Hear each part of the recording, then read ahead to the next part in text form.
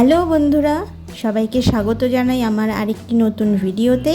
নিয়ে চলে এসেছি আরেকটি নতুন রেসিপি। তোমরা সবাই তৈরি করেই থাকো সয়াবিন। তো চলো আজকে এটিই তৈরি করব। আমি প্রথমে দেখো সর্ষের তেলে আলু ভেজে নিচ্ছি।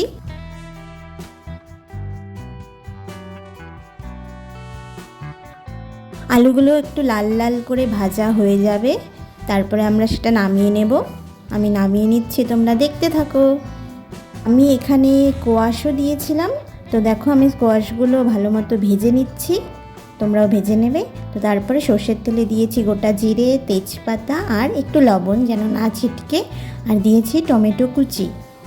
তারপরে দিয়ে দিলাম টমেটো পিউরি, একটু কষিয়ে নেব।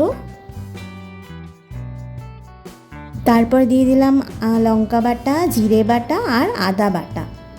এবার দিয়ে দিলাম হলুদ গুঁড়ো, কাশ্মীরি লঙ্কা গুঁড়ো, একটু চিনি। এবার মশলাগুলো ভালো মতো কষিয়ে নেব।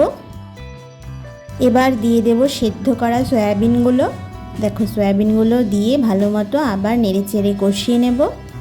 একটু একটু করে জল দিয়ে তোমরা অনেকটা সময় নিয়ে কষাবে, তাহলে কিন্তু স্বাদটা ভালো হবে। এরই মাঝে দিয়ে দিলাম সামান্য নুন, তোমরা পরিমাণ মতো নুনটা দেবে। তারপরে ভেজে রাখা আলু আর স্কোয়াশগুলো আমি দিয়ে দিলাম, দিয়ে দেখো কষিয়ে নিচ্ছি।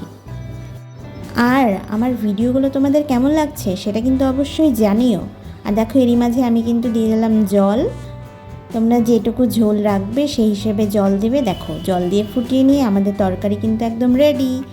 দেখা হচ্ছে নেক্সট ভিডিওতে। টাটা।